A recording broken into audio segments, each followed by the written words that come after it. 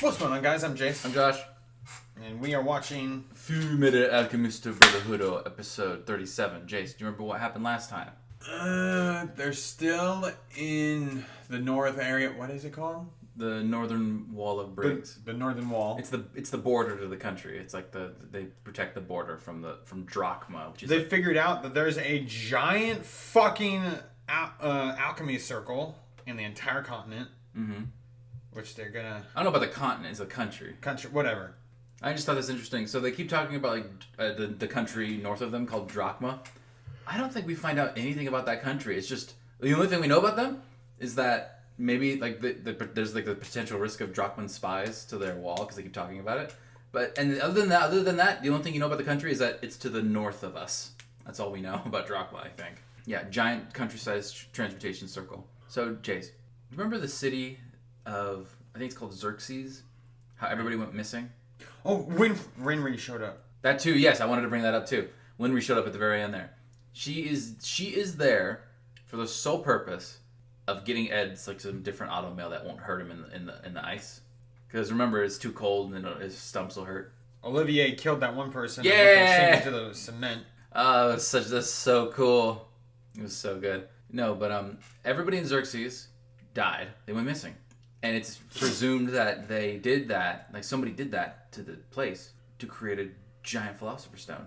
And it's believed, I don't think it's been confirmed, but I mean, Ed made the assumption when he was yelling at Envy when they were inside Gluttony. He was like, it was your father, wasn't it? Yeah, I might need to go back and rewatch the more recent episodes. It's implied that father destroyed Xerxes, made it into a Philosopher's Stone for himself. He's like, oh, that was cool. We're gonna do it again. We're only a couple episodes away from a new intro. It looks like. Oh yeah, you're right. I think you're right. All right. Well, we'll get to that soon. All right. Well, here we are, episode 37. Let's go. Yep. Oh, what happened to the people who went into the tunnel? You remember that?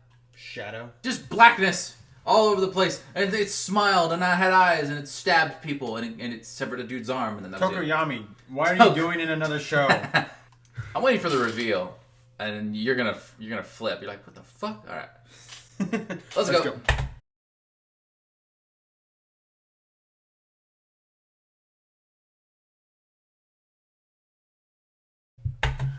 Wait, is there an end credits?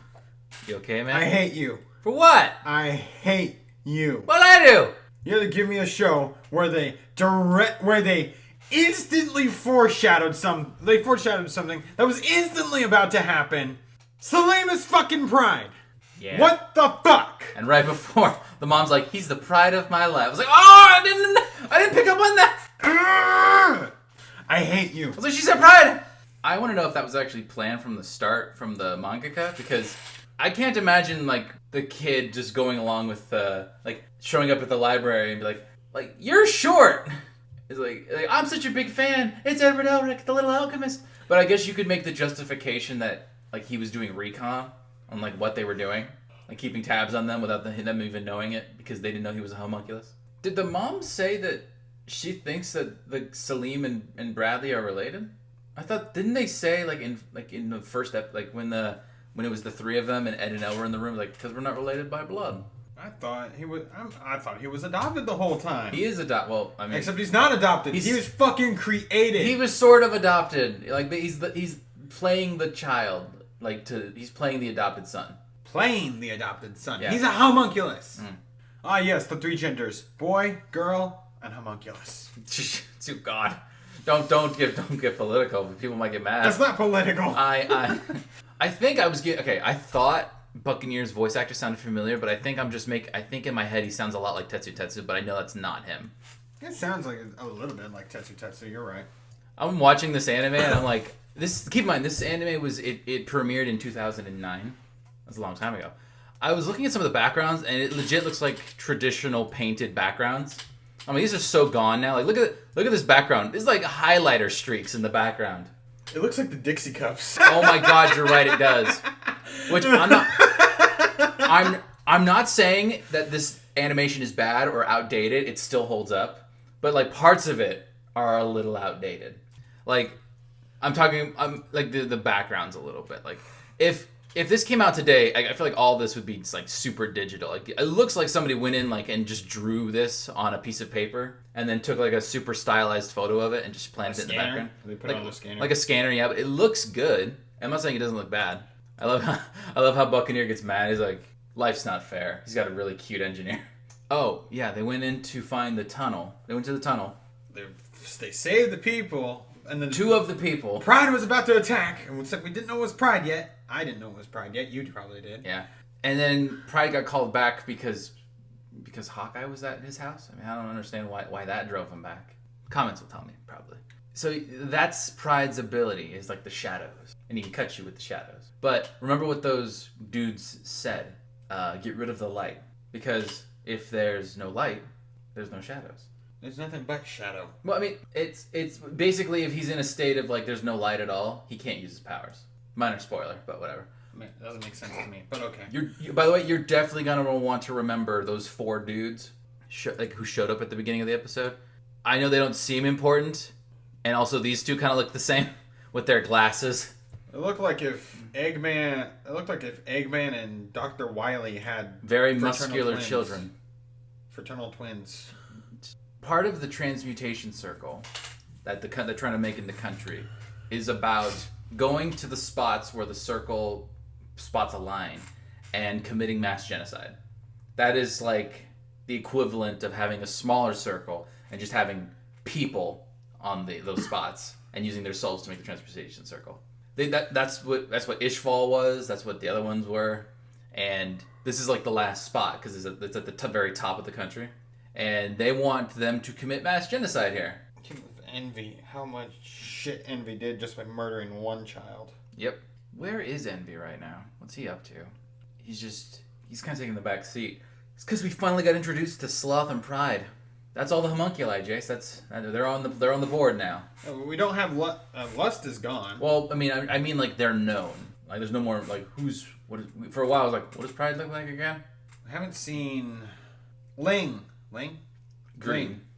Huh? Ling or Green. We haven't seen him in a while.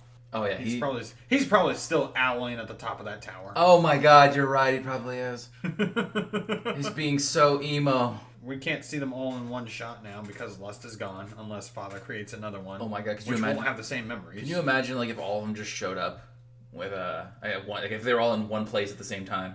How much just devastation they'd cause. The Father couldn't recreate Lust because her Philosopher's Stone was like incinerated. Like remember when Gluttony was there, he's like, oh, whoosh, grabs his Philosopher's Stone and just basically like, then I think he ate it and then he made a new one. What? No, when it came to Gluttony, he just ripped Gluttony's Philosopher's Stone out of his body and then like he ate it or something. And then he it just absorbed into his skin, actually. I don't remember that. I remember with Greed, he like melted Greed down and then drank it. Made his jaw unhinge and open and just like, I was just so stupid there. Gluttony has the excuse of, you mean when he drank it just... He just opened his mouth up and just like poured it down. Poured it down. That's like poured it on down. That's like that meme of it's like that scene from Friends. It's like you can drink a gallon of water in a gallon of milk in 10 seconds. For the record, that scene was like 17 seconds long. I know. Fucking hell. I skipped the part where he spilled most of it. So wait, so what do you think now that Pride is the last homunculus? Like it's just this kid. I think I hate the way that they foreshadowed it. With shadows? You motherfucker! Shut up! They foreshadowed with shadows. They can't do it any better way, Jace. I'm kidding. What did you hate about it? That they basically just instantly tell us, oh, he's the pride of my life. How was that not obvious bullshit foreshadowing? I forgot about the scene where the little tail comes out of the corner and Hawkeye turns around and it's Selene. I thought it was a scene where she just got spooked by something and she turned out it was just Selene. But you see the tail, the little shadow tail. I'm like, oh, it's him. I thought the first scene where it's like, oh my gosh, it's him, is when in the darkness in the hallway. I'm trying to understand what the characteristics have to be what would the characteristics be for Pride to show how he would act. Pride, I guess vanity, maybe.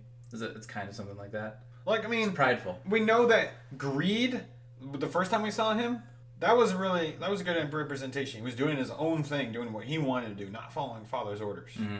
I mean, I feel like that would just happen again. That's the thing about Greed. I love. I don't remember if this is something he said in this version, the original. I think it was this version when we first met him.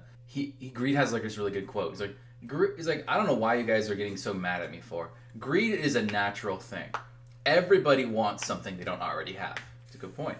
And not to mention that I'm pretty sure like both versions of Greed, the original and the Link version, have said something like, I am Greed the avaricious. I want money, power, sex, and women. All of it. So it's like, he's very much kind of the same person, just without those memories. It's like if you just woke up one day and like you lost like a majority of your memories. You'd still be like have your personality, wouldn't you? We're done. Hope you guys enjoyed the reaction.